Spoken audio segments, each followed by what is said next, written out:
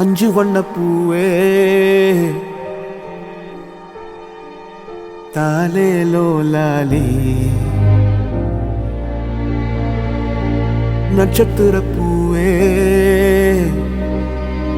காத்தாவாரே காப்பாவாரே ஏங்காதே.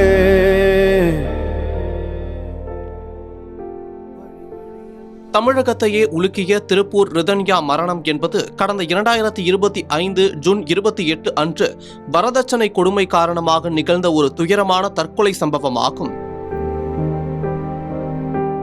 திருப்பூர் மாவட்டம் அவினாசி கைகாட்டி புதூர் பகுதியைச் சேர்ந்த தொழிலதிபர் ஆர்ஜி அண்ணாதுரையின் 27 வயதான மகள்தான் ரிதன்யா. இவருக்கும் கவின்குமார் என்பவருக்கும் பிரம்மாண்டமாக திருமணம் நடைபெற்றது. திருமணத்தின் போது 300 சவரன் தங்க நகைகள், 70 லட்சம் மதிப்புள்ள வோல்வோ கார் உள்ளிட்ட கோடிக்கணக்கான ரூபாய் சீர்வரிசையாக வழங்கப்பட்டது. திருமணம் முடிந்த சில நாட்களிலேயே கூடுதலாக 200 சவரன் நகை கேட்டு ரிதன்யாவை அவரது கணவர் கவின்குமார், மாமனார் ஈஸ்வரமூர்த்தி மற்றும் மாமியார் சித்ராதேவி ஆகியோர் கடுமையான உடல் மற்றும் மனரீதியான சித்திரவதைக்கு உள்ளாக்கியதாக கூறப்படுகிறது. திருமணமாகி வெறும் 78 நாட்களே ஆன நிலையில் கணவர் வீட்டில் நேர்ந்த கொடுமைகளை தாங்க முடியாமல் ரிதன்யா தனது பெற்றோருக்கு வாட்ஸ்அப்பில் உருக்கமான ஆடியோக்களை மரண வாக்குமூலமாக அனுப்பிவிட்டு காருக்குள் விஷம் குடித்து தற்கொலை செய்து கொண்டார்.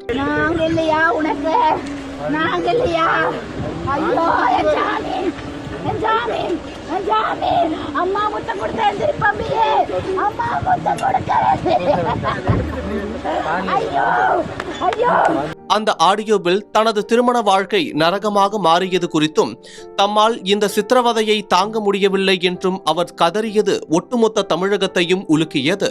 இந்த வழக்கில் கைது செய்யப்பட்ட கணவர் கவின்குமார் மற்றும் அவரது பெற்றோருக்கு சென்னை உயர்நீதிமன்றம் நிபந்தனை ஜாமீன் வழங்கியுள்ளது. தற்போது இந்த வழக்கு திருப்பூர் மாவட்டம் விரைவு மகிழா நீதிமன்றத்தில் விசாரணையில் உள்ளது. ரிதன்யாவின் 1ஆம் ஆண்டு நினைவஞ்சலியை அவரது குடும்பத்தினர் கண்ணீருடன் அனுசரித்தனர். அப்போது பேசிய அவரது தந்தை, என் மகள் மீண்டும் வரப்போவதில்லை, ஆனால் மற்ற பெண்களுக்கு இந்த நிலை வரக்கூடாது என ரிதன்யாவின் 1ஆம் ஆண்டு நினைவஞ்சலியில் தந்தை அண்ணாதுரை கண்ணீர் மல்க பேட்டியளித்துள்ளார். வரதட்சணை கொடுமையால் உயிரிழந்த எனது மகள் ரிதன்யாவுடைய இன்று 1ஆம் ஆண்டு நினைவு நாள். இந்த நினைவு நாளில் நான் இந்த அரசாங்கத்துக்கு வைக்கிற கோரிக்கை என்னன்னா, குற்றவாளிகள் இப்போ ஜாமீனில் தான் வெளியில் வந்திருக்கிறாங்க. அவங்களுக்கு சரியான விசாரணை பண்ணி ஆயுள் முழுக்க அவங்க தண்டனை அனுபவிக்கணும்.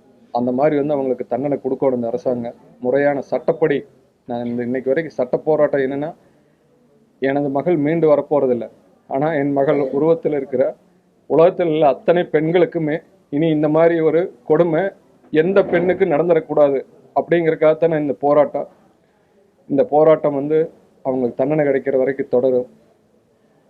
அவங்களுக்கு கிடைக்கின்ற தண்டனை உலகத்தில் உள்ள எல்லா பெண்களுக்கும் ஒரு மிகப்பெரிய ஒரு பாதுகாப்பான சூழ்நிலையை உருவாக்கணும். அதுக்கு இந்த அரசாங்கம் முறையான நீதி விசாரணை பண்ணி சட்டப்படி அவங்களுக்கு தண்டனை வாங்கி கொடுக்கணும். விசாரணை இப்போ மகிழா கோர்ட்டுக்கு வந்திருக்குங்க. இன்னும் ட்ரையல் டேட் அறிவிக்கல, அதுக்காக வெயிட்டிங்கில் இருக்கேன். ஆனால் எங்களுக்கு என்னென்னா, குற்றப்பத்திரிகை தாக்கல் செஞ்ச எஃப்ஐஆர் போட்டதுலேருந்து குற்றப்பத்திரிகை தாக்கல் செய்தது வரைக்குமே சரியான முறையான விசாரணை இல்லைங்கிறது என்னுடைய ஆரம்ப காலத்திலேருந்தே நான் போராடிட்டு இருக்கேன். அதுக்குண்டான முறையான விசாரணை ஒரு எஸ்பி ரேஞ்சில் இருக்கிற அதிகாரி விசாரணை செய்து மறு குற்றப்பத்திரிகை தாக்கல் செய்யணும்னு என்னுடைய வேண்டுகோளை வச்சிருக்கிறேங்க. அதுக்குண்டான ப்ராசஸ் போயிட்டு இருக்கு. மேலும் காவல்துறையின் ஆரம்பகட்ட குற்றப்பத்திரிகை திருப்திகரமாக இல்லை என்றும், இந்த வழக்கை ஒரு எஸ்பி அந்தஸ்தில் உள்ள உயரதிகாரி மூலம் மறு விசாரணை செய்து புதிய குற்றப்பத்திரிகை தாக்கல் செய்ய வேண்டும் என்றும் தமிழக அரசுக்கு கோரிக்கை விடுத்துள்ளார்.